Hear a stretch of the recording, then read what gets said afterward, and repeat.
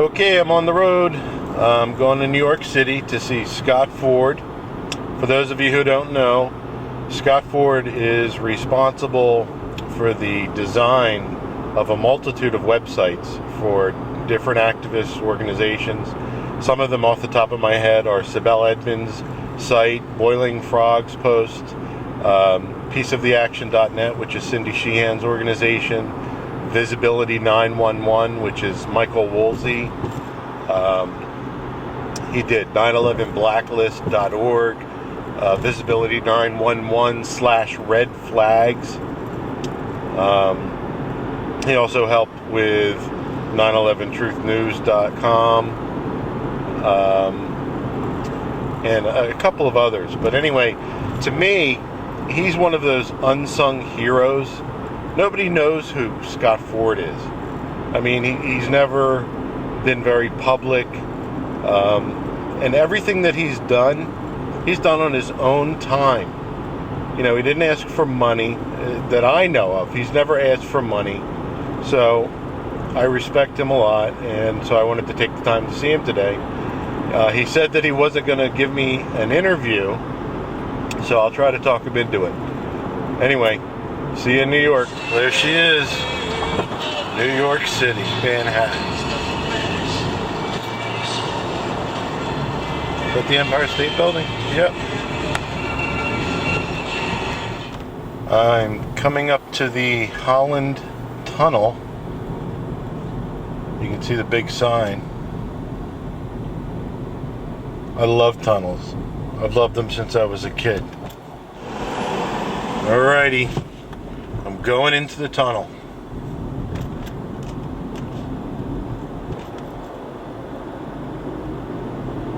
Here we go.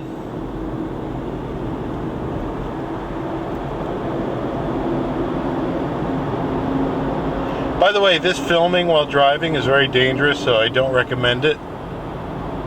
However, it makes for a good movie. And here's Ground Zero on my left.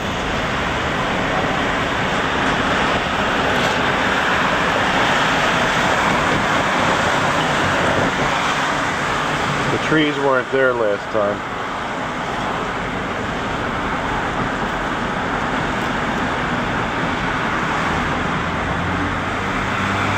Breaks my heart. That's the 9/11 Memorial. And right behind it is Freedom Tower. I just spoke with somebody. They said it's going to be 116 stories. Freedom Tower is such a propagandic name. Alrighty, here I am at Ground Zero. You can see Ground Zero over here, all the construction taking place. And I'm with Mr. Scott Ford. Scott I've worked with for a couple of years now. He's one of the people I respect in this movement. He's done a lot for different organizations, as I mentioned in the beginning of this film, for designing websites like Piece of the Action for Cindy Sheehan, Boiling Frogs Post for Sibel Edmonds, Visibility 911 for Michael Woolsey, and so forth. So this is the first time I've actually got to meet Scott. How you doing, Scott? Great, John. Thank you for inviting me to Ground Zero to meet you and talk about 9/11. Good.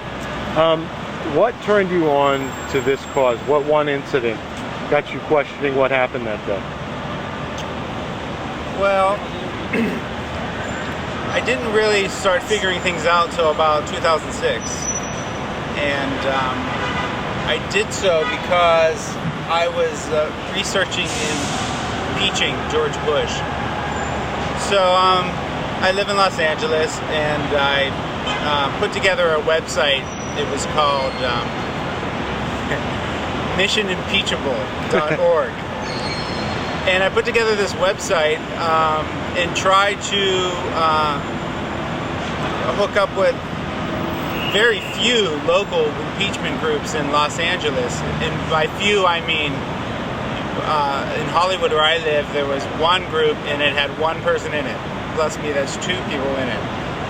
And sometimes that other one person didn't even show up. So it was just not very popular. But I was trying to just put a lot of news articles together about potentially impeaching George Bush, and it seemed that all roads led to 9/11. And 9/11 just kept popping up and popping up and popping up. Now, I was no fool. It's not like I was totally on board with the official story, because I knew that the Bush administration were a bunch of lying assholes. But I didn't quite put it together. And then around that time, Loose Change came out and other people were talking about it. I was fortunate enough to have a next door neighbor who was also figuring out 9/11 pretty much on the same timeline as me, and we went on to do lots of street activism together. But she greatly helped me. It's very important to have someone close to you for support, because we all know how it is to be out there on the fringe. But anyways, all roads led to 9/11, and by the time I looked at the Patriot Act, that was the one thing that really pushed me towards asking more questions. And then, of course, watching Building 7 come down on video again also sort of set me off. Then I went through about 6 months of being really depressed about it. And then I decided I was listening to an awesome podcast called Visibility 9/11.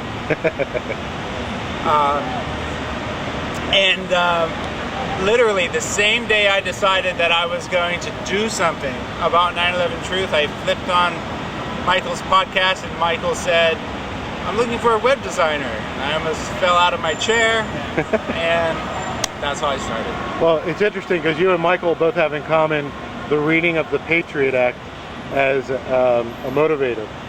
Yeah. Because that was his thing as well. Well, I didn't understand any of that stuff, nor did I follow any of that stuff, but, you don't have to be a rocket scientist to figure out that, A, the Patriot Act couldn't have been written that fast, and B, it just takes away all our liberties. And you have to, I'm not big on coincidences.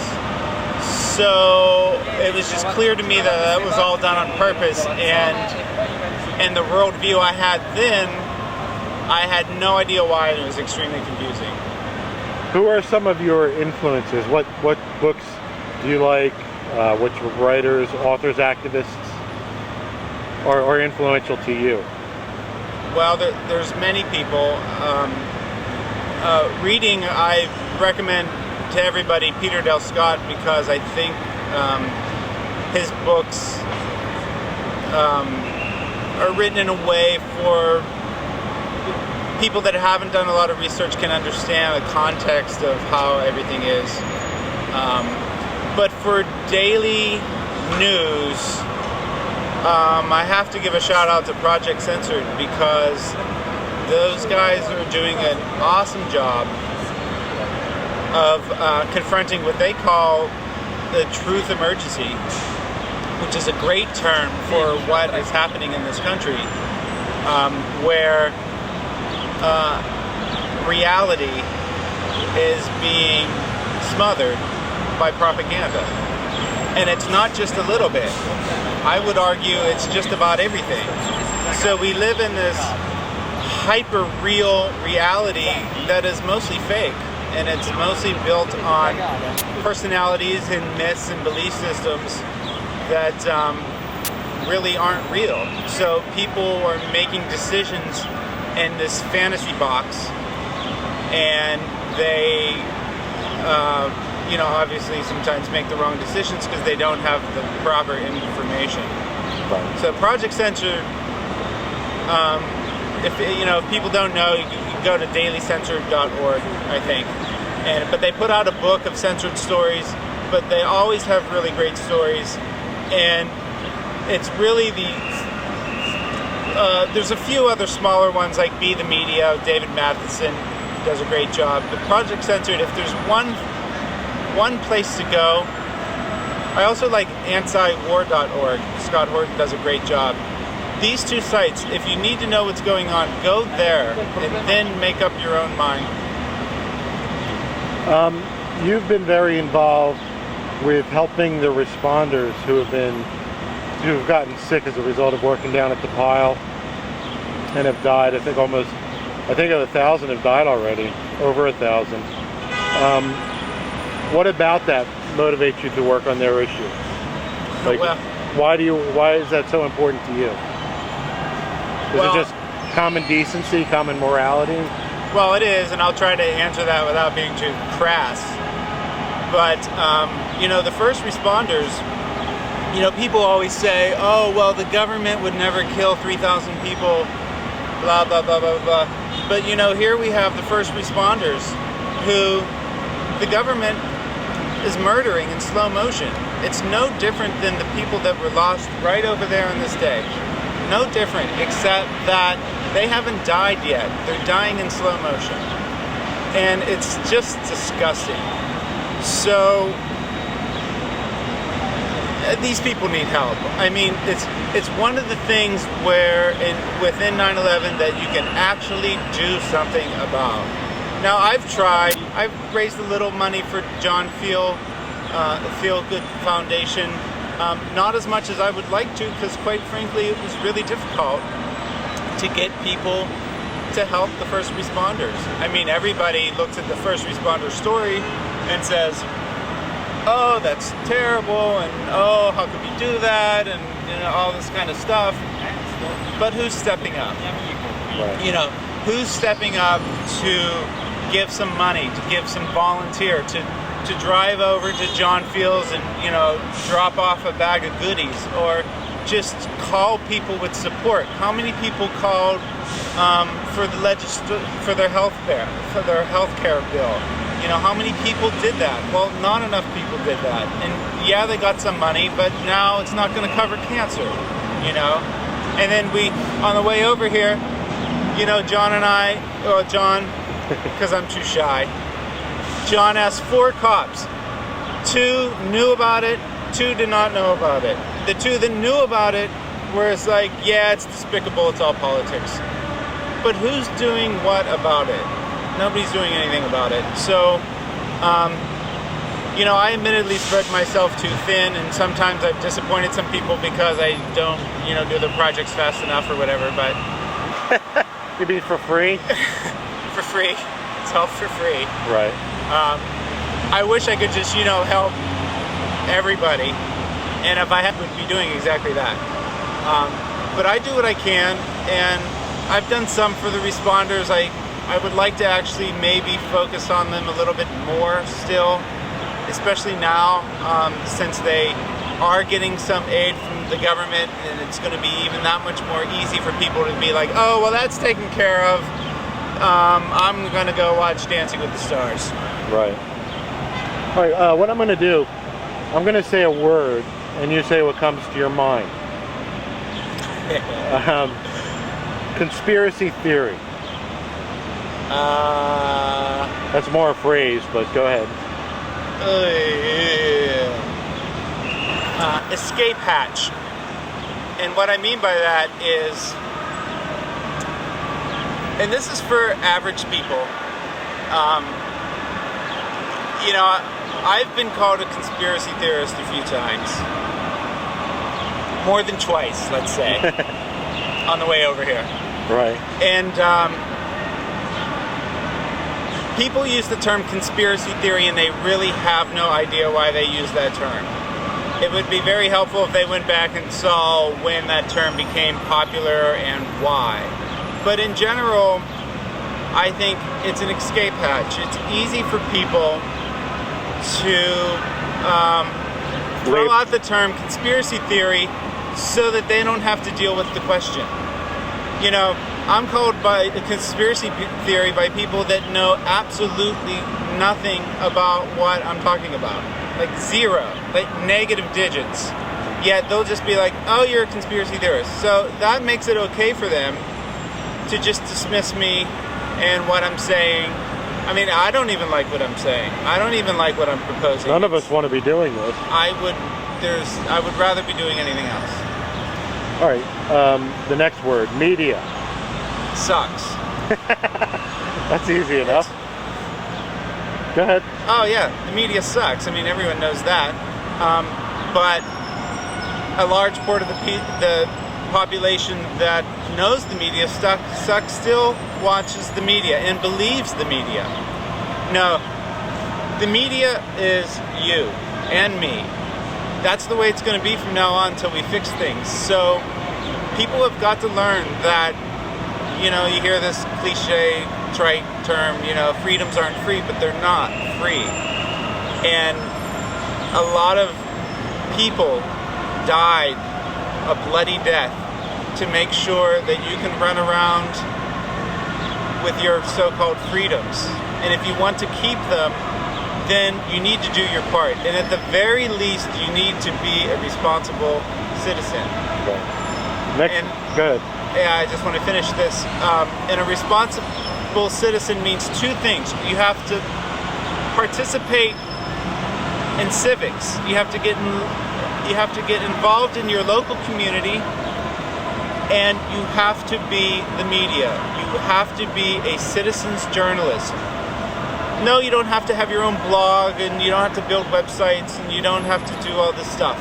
But you can send some friends some emails. You can post some things on your Facebook page. You can put up a flyer at the water cooler. You can just talk to your children at the dinner table. But you need to participate or you are going to die. Right. All right, 9/11 Commission. Well, that's a farce. Obviously, I think that the 9/11 Commission's a farce.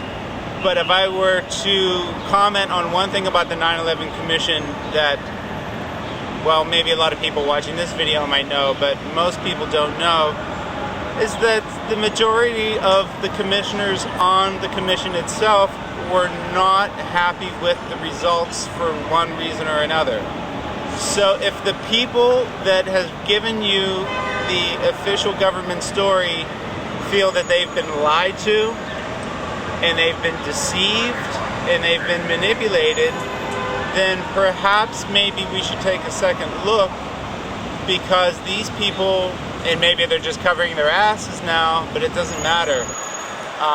The 9/11 commissioners are telling you that the 9/11 Commission report is really has a lot of problems.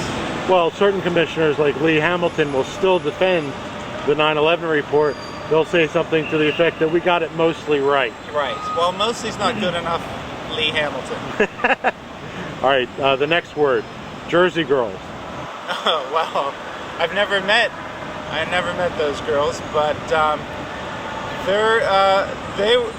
you know, I watched Press for Truth, and that was one of my big motivating factors, because, you know, they're everyday people like me. You know, I don't know what John said in the car on the way up here, but I don't even really want to do this interview. Right. I don't want to be in front of the camera. That's not what I do. But just, you know, I don't want to say just like the Jersey girls, because they've done far more than I ever could. But in solidarity with the Jersey girls, I'm just a regular person, and I'm just, you know, I'm a graphic designer. I've paid my education dues to have a set of skills, and now I'm applying them where I see fit. So they're just another example of what I said before. They're American citizens. Yes, they're heroes, but that's besides the point. They're American citizens, and they're doing what they think is right. And of course, everyone who doesn't know about them should find their story and watch Press for Truth. All right, the last thing is going to be a question. Where do you see the future of this cause? Well, define cause. Fighting for justice for what happened that day, putting an end to the post-9/11 world, allowing the family members the justice that they seek and so forth. And we all, as I've said multiple times, we all deserve justice because we were all attacked that day. Well, unfortunately, I see a very dark future. I'm not very optimistic at the moment. Right. But I'm a little bit optimistic, so I'll start with that. I do think that the people that have joined me and you on this cause, even the people that I might not like or agree with, we all have a certain something in common, and that's a very optimistic thing. Notably, it's not partisan. So I am working with people that I would never hang out with under any other circumstances because we don't share views. Hold on, we must take a break. Go ahead. If you just tuned in, they've come to get me. What was I saying? You were talking about the future. You are optimistic. Oh, yes. So what I'm optimistic about is the ability for people to transcend their belief systems and their political boundaries and work together. I see that happen all the time in the 9/11 truth movement. People from different ends of the political spectrum coming together around 9/11. They could disagree on 100 other political topics, but we find a way to work with each other regardless. So that's something to be really optimistic about, because I talk to people all the time who wish that would happen, and I say that is happening. That can happen. I've lived it. It's happening. So I'm optimistic there. So I don't want to be a complete downer about the situation, because I think that we are on the side of truth and we're going to win. That being said, it's going to be an ugly ride. And the state of the so-called 9/11 truth movement right now is dicey.